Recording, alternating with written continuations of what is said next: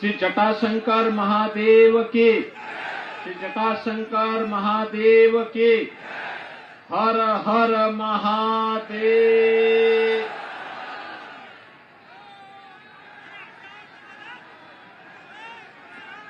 Bharatiya Janata party के जिला के अध्यक्ष श्री अशोक नायक जी,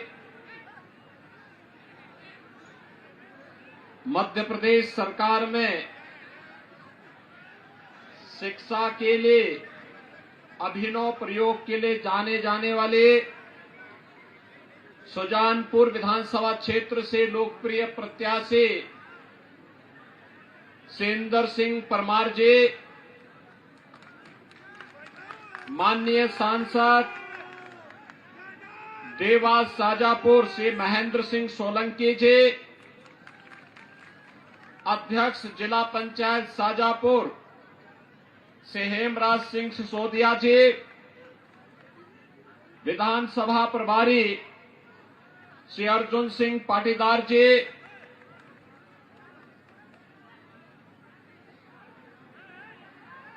विधायक गुजरात प्रवासी प्रभारी शाजापुर से अमित भाई, अध्यक्ष नगर पालिका परिषद श्रीमती बबीता परमार जी,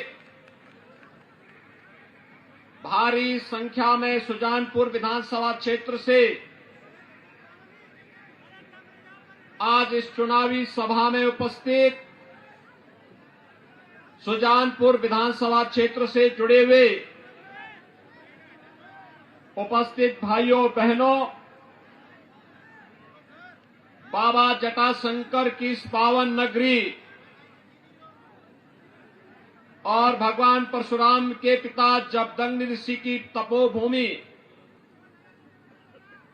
को प्रणाम करते हुए मैं आप सबका हृदय से अभिवादन करता हूं। भाइयों बहनों,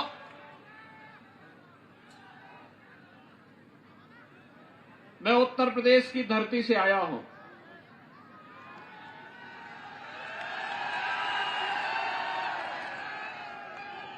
उत्तर प्रदेश को मर्यादा पुरुषोत्तम भगवान श्री राम, लीलाधारी भगवान श्री कृष्ण और भगवान शिव का आशीर्वाद प्राप्त है। मां गंगा और यमुना दोनों के आशीर्वाद के साथ ही उनका संगम भी उत्तर प्रदेश में ही है। उत्तर प्रदेश और मध्य प्रदेश भारत के महत्वपूर्ण राज्यों में से दो महत्वपूर्ण राज्य हैं और उत्तर प्रदेश और मध्य प्रदेश आपस में साझी विरासत, संस्कृति और परंपरा के साथ भी ऐसे जुड़े हैं जैसी एक आत्मा और दो शरीर के रूप में कार्य कर रहे हों।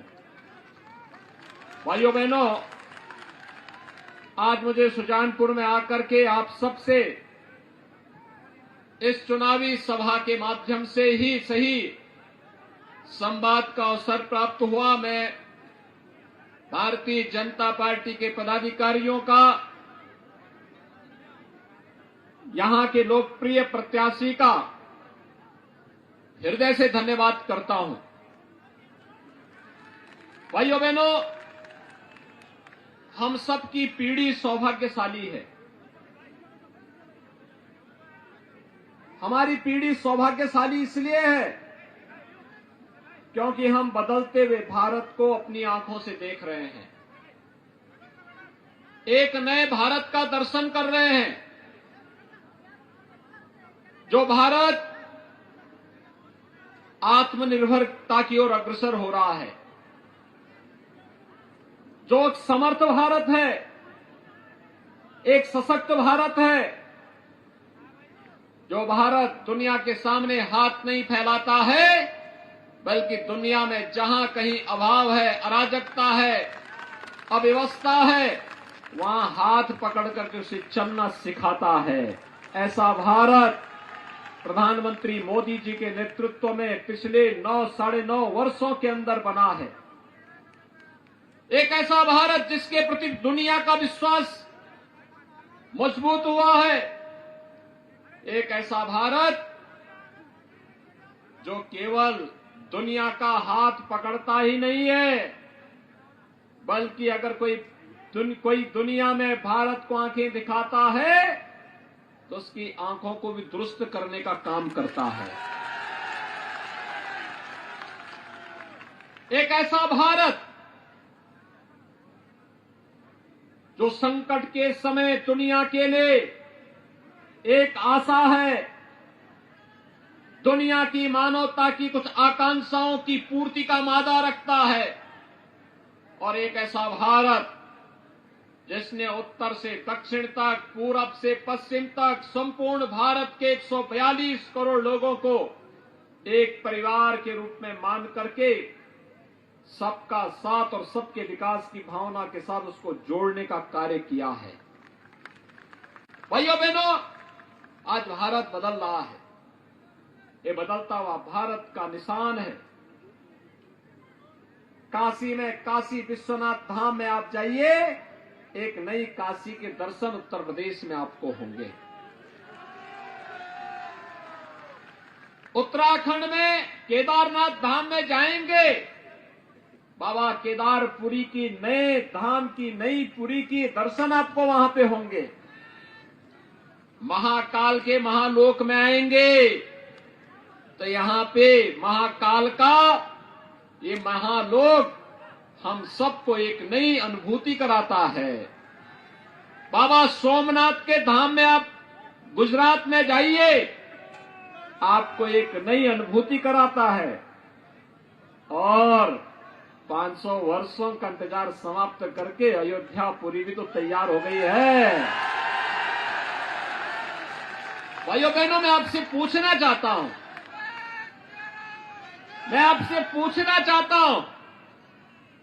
अयोध्या में राम जन्मभूमि के मंदिर विवाद का समाधान हुआ। आज मंदिर का निर्माण भी हो रहा है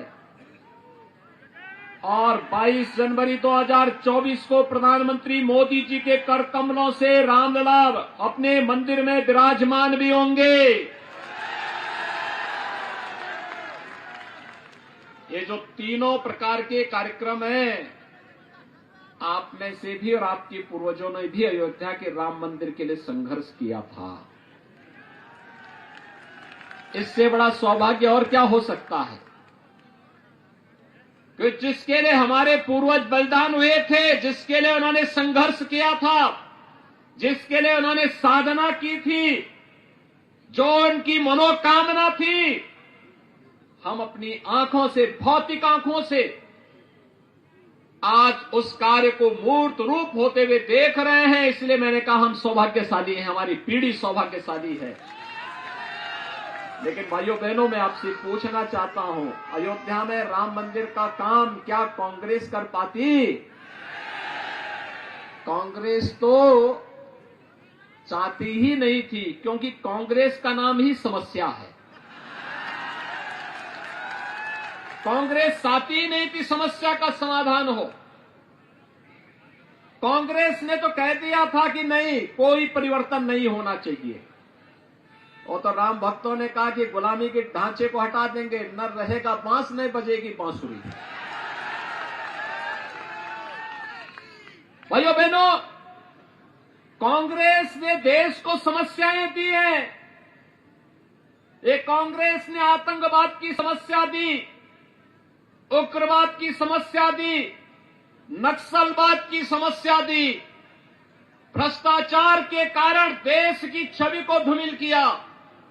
देश के अंदर शोषण और भ्रष्टाचार के लिए कांग्रेस के काले इतिहास को आने वाली पीढ़ी जब देखेगी, पढ़ेगी। भाइयों बहनों, कांग्रेस को छूने की बात तो दूर, वोट देने की बात तो दूर, वह दूर से छूने के लिए भी तैयार नहीं होगी। जिस कांग्रेस ने हमारे इतिहास को हर पग पग पर कलंकित करने का कार्य किया हो, उसे अपमानित करने का कार्य किया हो, इतिहास में किस प्रकार के पन्ने पढ़ाए जाते थे?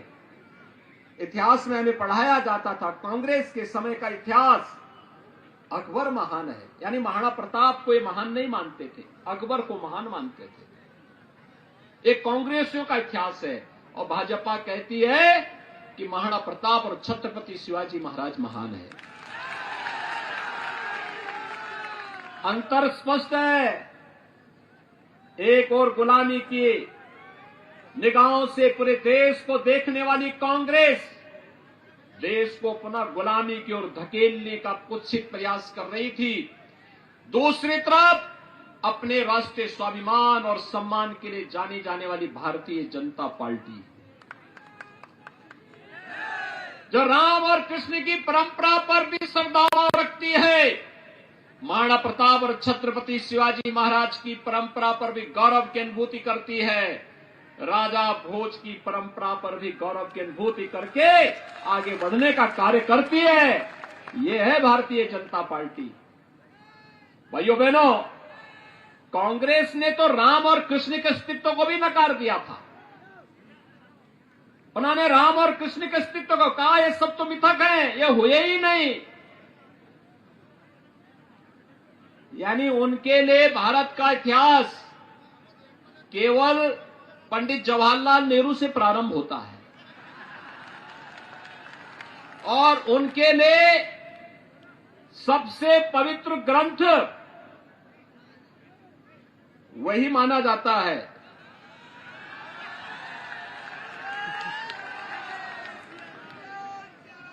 वे अपने को आज भी एक्सीडेंटल कहते हैं। एक्सीडेंट हुआ, कांग्रेसी पैदा हो गए। यानी देश का अस्तित्व है, राम और कृष्ण थे, वे मानने को तैयार ही नहीं, लेकिन हमने माना। लेकिन मानने के लिए शर्त थी, डबल इंजन की सरकार रहनी चाहिए। और भाइयों बहनों, मोदी जी का सानिध्य और उनका आशीर्वाद, उनका मार्गदर्शन उत्तर प्रदेश की जनता ने अंगड़ाई ली। जाति, मत, मजहब, क्षेत्र, भाषा से ऊपर उठी, अंगड़ाई ली। भारतीय जनता पार्टी की सरकार उत्तर प्रदेश में आई, 500 वर्षों का विवाद का समाधान हो गया। अयोध्या में राम मंदिर के निर्माण का मार्ग प्रशस्त हो गया। और अब तो 22 जनवरी को रामलला अपने स्वयं के भव्य मंदिर में विराजमान हो जाएंगे। हर भारतवासी दुनिया में जहां कहीं रह रहा होगा, हर सनातन धर्मावलंबी गौरव के साथ कह पाएगा कि रामलला हम आए हैं और मंदिर में आपको विराजमान देख करके गौरव की अनुभूति कर रहे हैं। भाइयों बहनों, और यह हर भारतवासी के लिए गौरव की अनुभूति वाला दिन होना चाहिए। मध्य प्रदेश में पिछले 20 वर्षों में जितना परिवर्तन किया है, एक त्रासदी थी उत्तर भारत के, उत्तर प्रदेश और मध्य प्रदेश, राजस्थान, बिहार जैसे राज्यों की। ये बीमारू राज्य माने जाते थे, विकास की प्रगति में बहुत पीछे छूट गए थे।